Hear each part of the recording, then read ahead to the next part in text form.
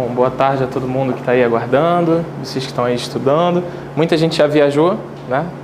Tem bastante gente. Ontem o rapaz que estava aqui, o Felipe, já viajou, foi hoje de manhã, porque, né, nunca se sabe. Viajar, já pensou? Atrasa o voo, perder a hora por besteira burocrática não faz sentido, mas quem ainda não viajou, quem já viajou, que está aí de tarde estudando, espero que hoje seja uma tarde proveitosa para todo mundo. Aqui no Rio a gente estava conversando, está muito calor. 76 graus só? 76 graus, sensação térmica de 100, porque não dá, tá um vapor, parece que acabou de sair do forno. A melhor palavra para definir isso é ridículo, porque não tem como, você acaba de sair do banho e fica suado, parece que ainda não se enxugou. Mas é a vida, né? Vamos trabalhar com as adversidades. E o que a gente hoje vai conversar aqui? A minha ideia hoje é trazer para vocês, claro, não vai dar para a gente abordar todos os pontos do direito civil, assim como não deu para abordar todos os pontos de processo civil, mas a minha ideia é hoje aqui tentar de alguma forma amalgamar os conhecimentos de todos vocês.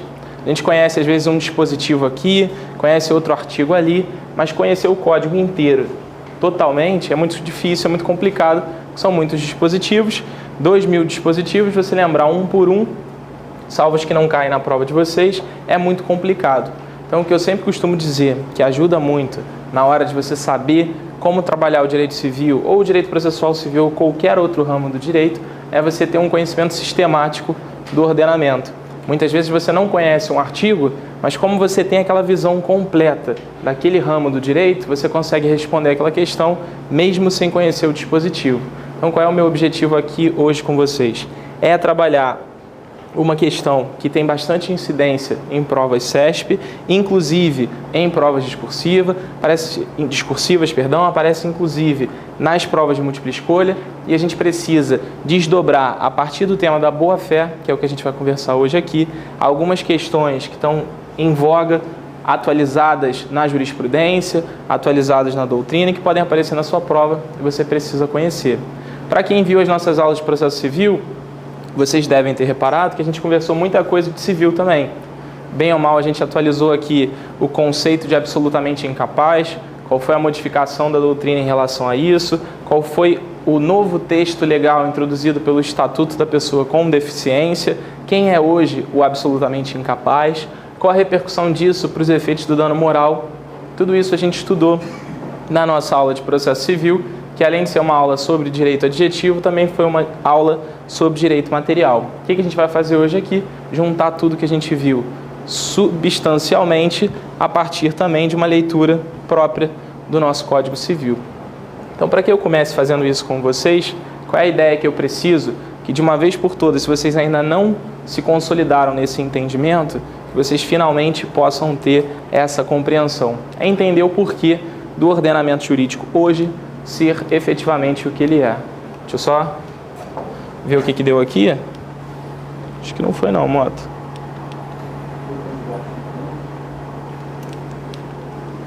Deixa eu ver o que o passador não está vendo, mas enquanto isso... Ali, Adalto. Acho que a Natália está colocando agora.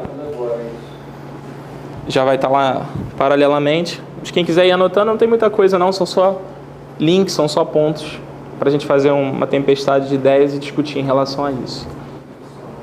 Quem começou hoje a estudar o direito civil, quem começa hoje, resolvi começar hoje a ler o direito civil, nunca estudei direito civil, preciso começar a estudar hoje. É muito comum que a pessoa já se depare com a compreensão de que o direito civil, assim como todos os outros ramos do direito, é um direito constitucionalizado. Todo mundo hoje tem a noção perfeita de que todos os dispositivos do Código Civil precisam ser filtrados à luz do que a Constituição determina.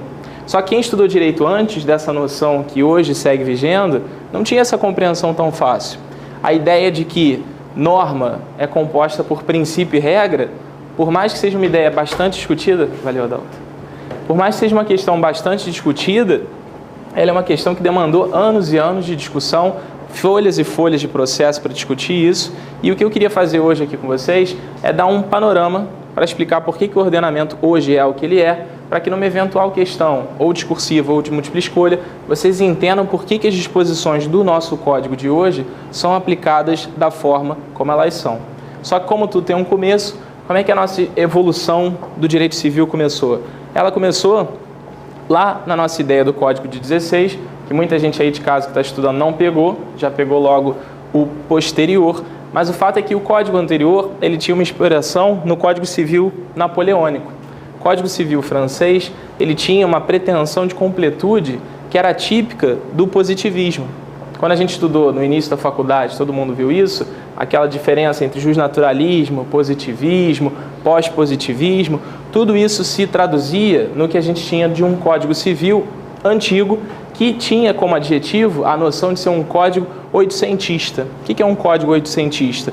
É o código que incorpora essas ideias na sua prática. Qual era a grande noção que a gente tinha nessa época? A ideia de igualdade meramente formal. Eu já falei para vocês, conversei isso com vocês na aula de processo, de que entre o fraco e o forte a liberdade oprime. Se todo mundo é igual perante a lei, mas na verdade, na prática, não há essa igualdade alegada pela Constituição, o que você percebe na teoria? Você percebe um desequilíbrio. No Código de 16, não havia a pretensão de que o Estado, de alguma forma, satisfizesse as pretensões daqueles que fossem, na relação contratual, a parcela mais fraca do contrato. Essa ideia era a ideia que justificava o que eu também conversei com vocês na aula de processo a respeito da diferença entre a autonomia da vontade e a autonomia privada que hoje segue vigendo.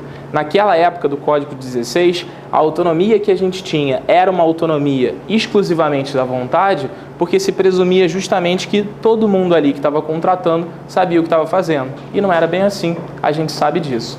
Essa noção de pretensão de completude típica do direito positivado, típica do positivismo jurídico dessa época, ela encontrava uma barreira, um óbice intransponível. Qual era? O envelhecimento precoce da legislação. A legislação evolui com muito mais vagarosidade do que a sociedade evolui.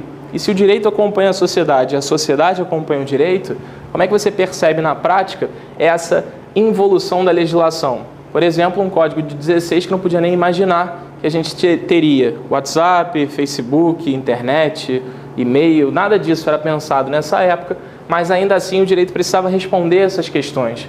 Mas nesse cenário de que ainda não tínhamos aqui o que a gente vai chamar de cláusulas gerais, nesse cenário exclusivo de positivismo, de determinação da lei a partir do que o Código disciplinava, a gente não tinha essa resposta que só veio a surgir tempos depois.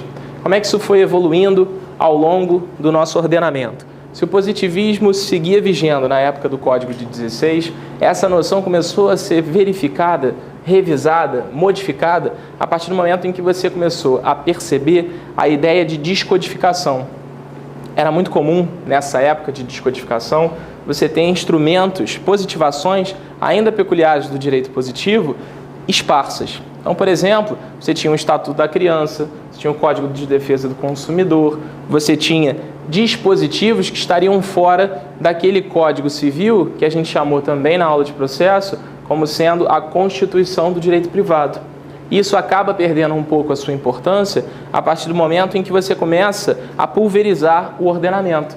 O que antes ficava só no campo do Código Civil passa a ficar no campo desses chamados microsistemas.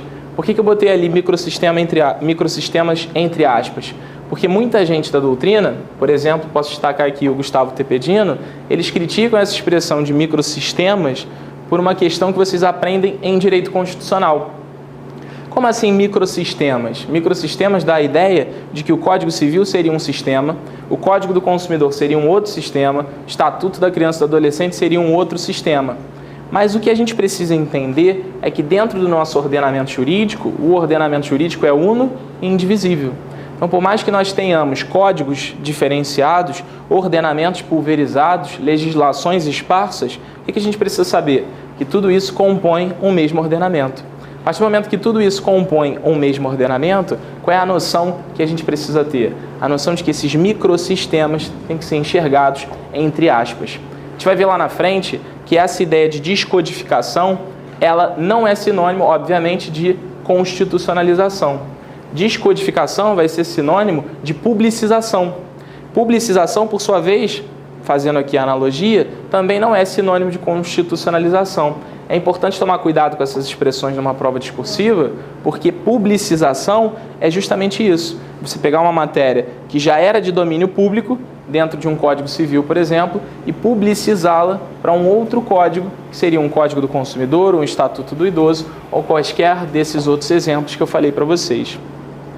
Isso tudo foi evoluindo, e se nós tínhamos antes um positivismo, passamos a ter a era das descodificações, nós passamos a ter, depois de tudo isso, a constitucionalização do direito, que é o que hoje nós temos na prática.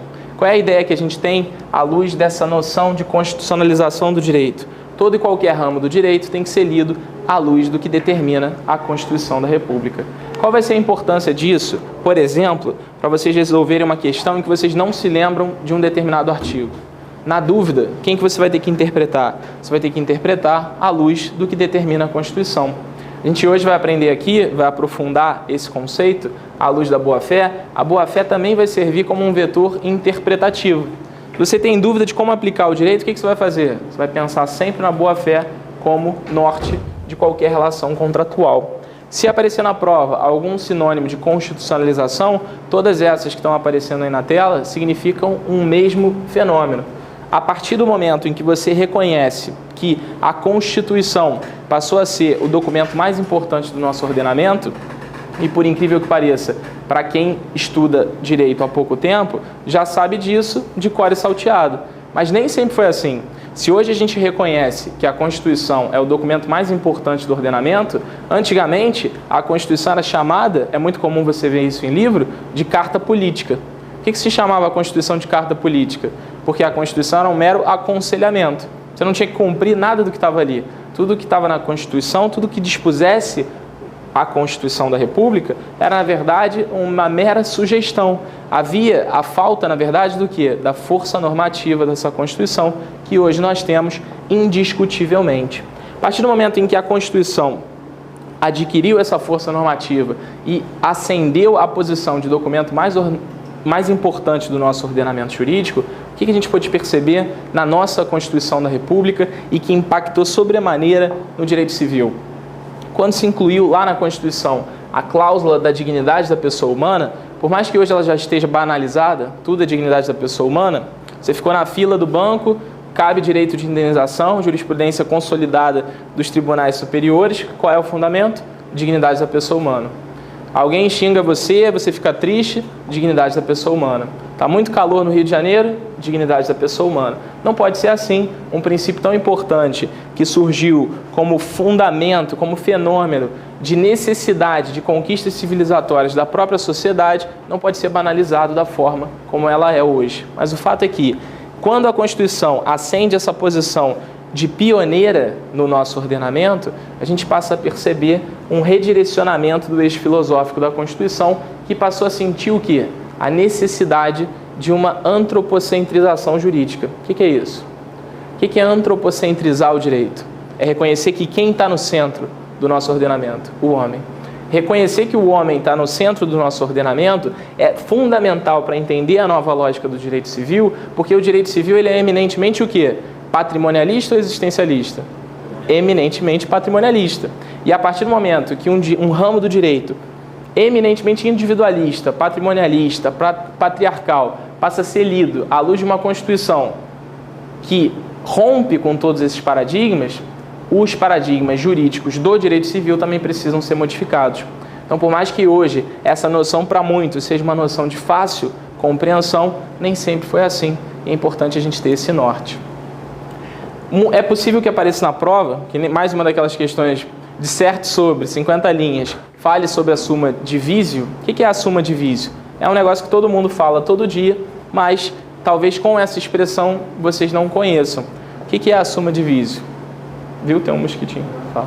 Você vai dar uma pausa um minuto e a gente já volta. Tá bom. Pra galera atualizar a página. Tá bem. Pessoal, para vocês atualizarem a página aí com o arquivo, a gente vai dar pausa de 1 minuto para vocês baixarem o PowerPoint. Daqui a pouco a gente volta. Bom, voltamos. Para quem ainda não tinha baixado o material, pode baixar, já está atualizado na pasta de vocês. A gente pode continuar e agora vocês já podem acompanhar o que a gente estava estudando. Essa noção de suma divisio, que pode aparecer numa prova discursiva ou numa prova de múltipla escolha, vocês têm que entender o seguinte: A dicotomia público e privado, ela foi sendo superada ao longo dos anos. Antigamente você tinha um ramo do direito público e um ramo do direito privado muito bem dissociado, muito bem especificado. Isso não se perdeu. Só que como é que você cobra isso em provas de múltipla escolha? É muito comum aparecer a seguinte questão. Dentre outras alternativas, aparece lá a seguinte: a summa divisio, ou seja, a distinção entre público e privado, se perdeu. Não mais existe diante da constitucionalização do direito. Certo ou errado? Errado. Errado por quê?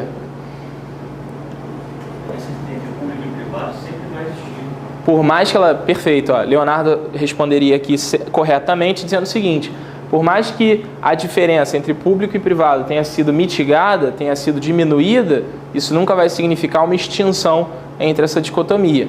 Então, por mais que nós tenhamos tido uma diminuição da diferença entre público e privado, com a aproximação do direito privado ao direito público e vice-versa, essa distinção não se acabou. O que a gente tem hoje em dia? Uma mera mitigação dessa diferenciação. Isso tudo é fruto da leitura que vocês fazem lá em Constitucional, seja com o Saulo ou qualquer outro professor, à luz do que é o que hoje se chama de neoconstitucionalismo. Hoje em dia é moda você perguntar também em prova de constitucional qual o conceito do neoconstitucionalismo. Qual é a principal característica de um ordenamento jurídico pautado por um neoconstitucionalismo?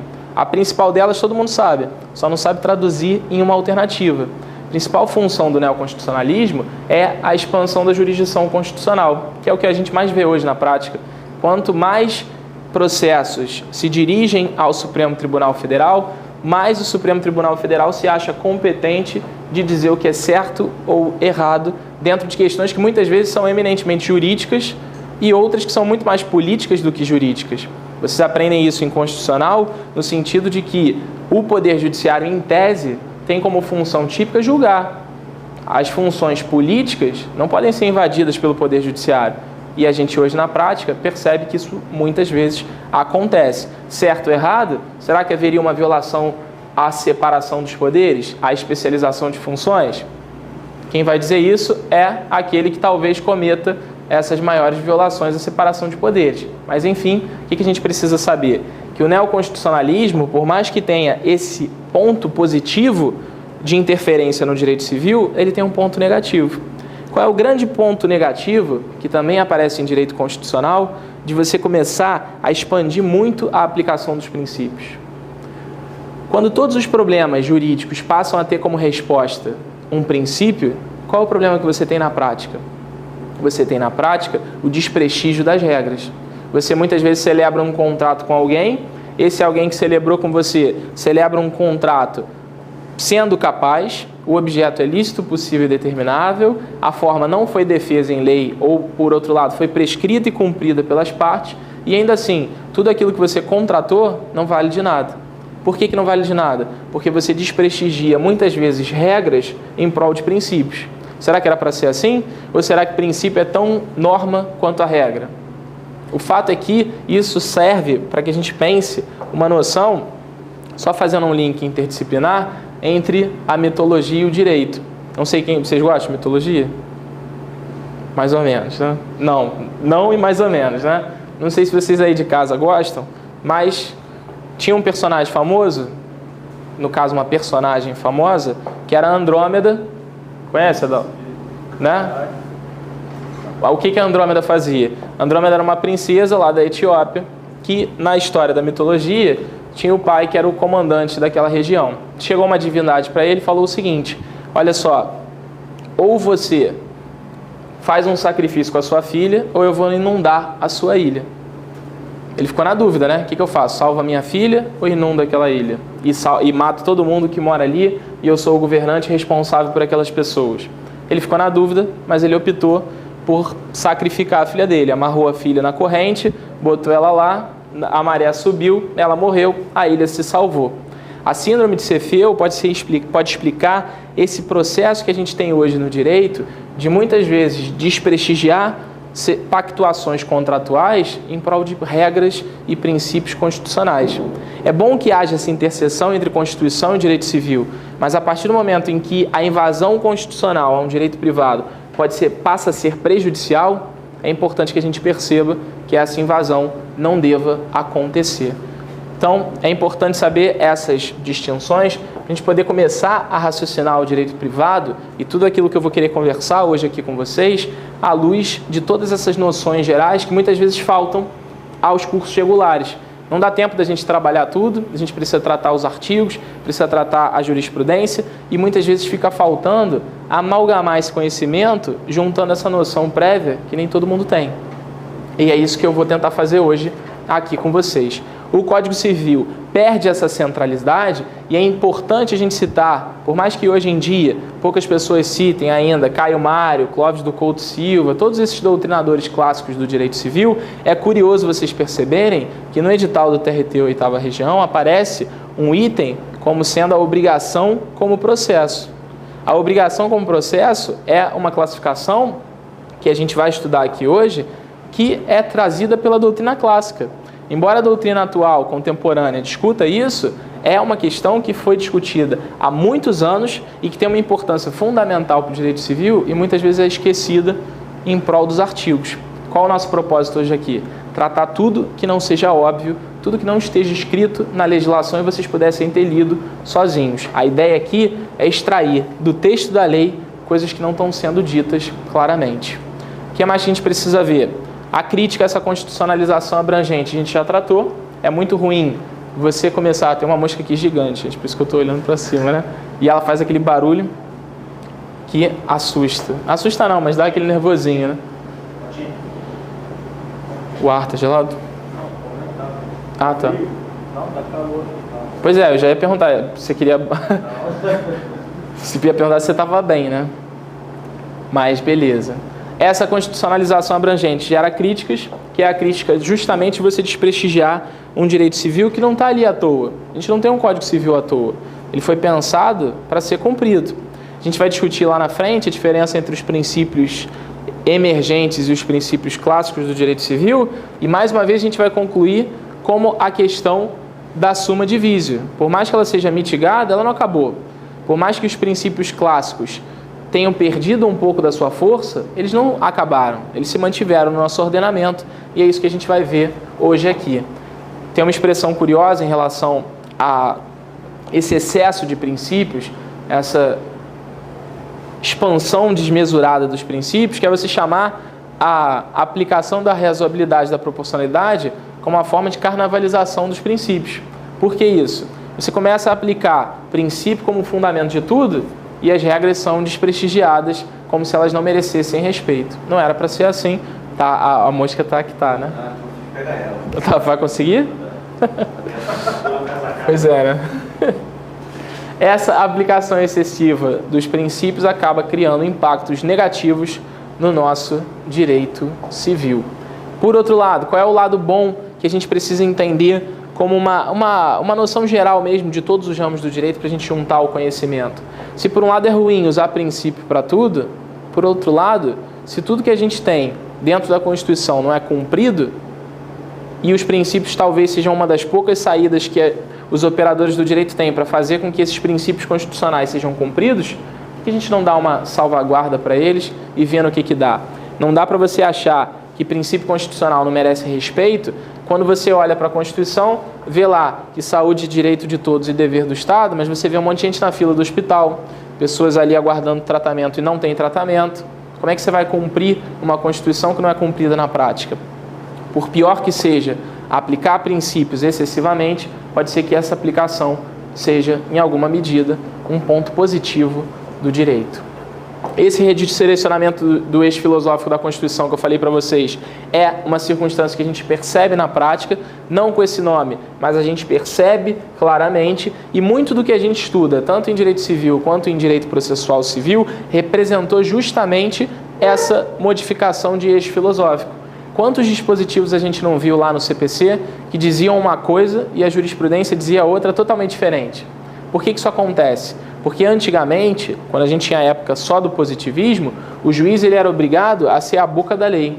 Ele falava o que estava na lei e acabou. Você era obrigado a cumprir aquilo ali e ponto final. Não havia margem de discricionariedade, digamos assim, para que o juiz decidisse de uma forma justa porque se entendia que o que era legal era justo. Será que tudo que é lei é justo?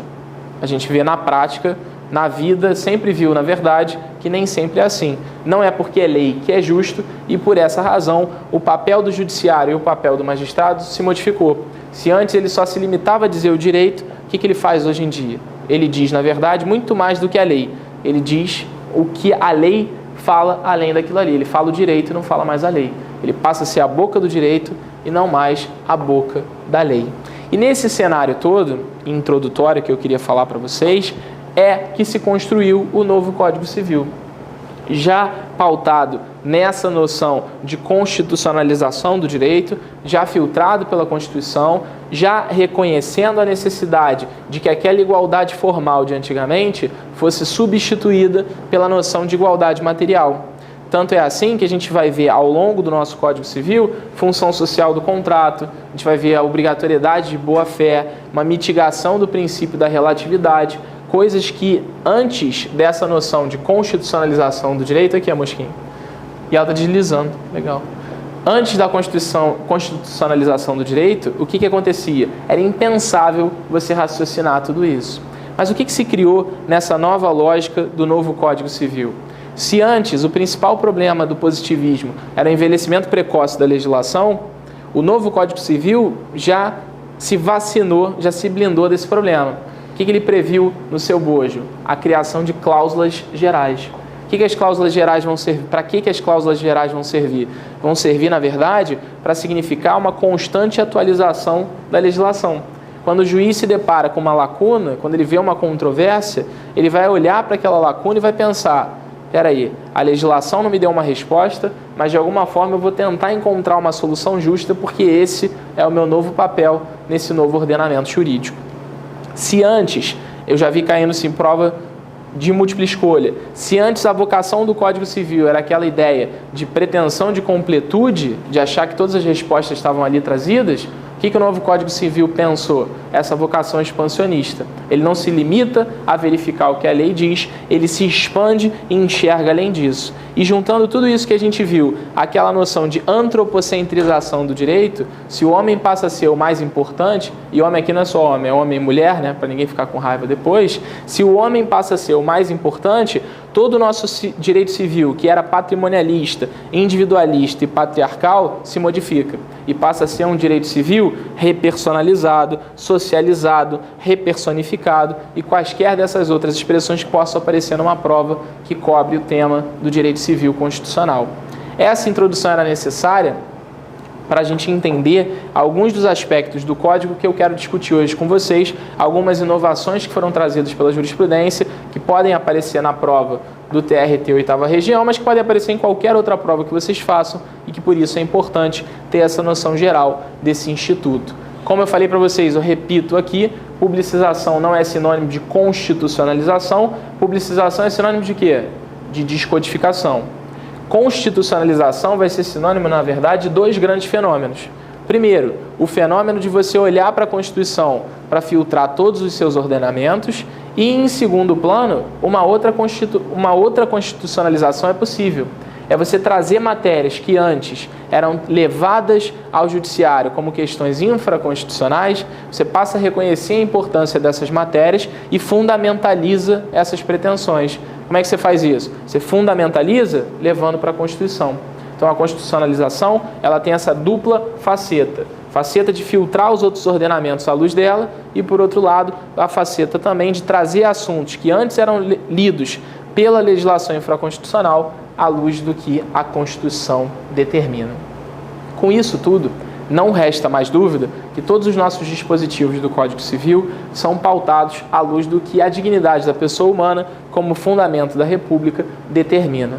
Então, tudo aqui hoje que a gente conversar a respeito de responsabilidade civil, tudo que a gente falar a respeito de boa-fé e tudo que a gente conversar a respeito de defeitos do negócio jurídico, que são os assuntos que eu separei para trabalhar hoje aqui com vocês, tudo isso vai ter que ser enxergado sob a ótica da dignidade da pessoa humana, que por mais banalizada que esteja hoje, não perdeu a sua importância.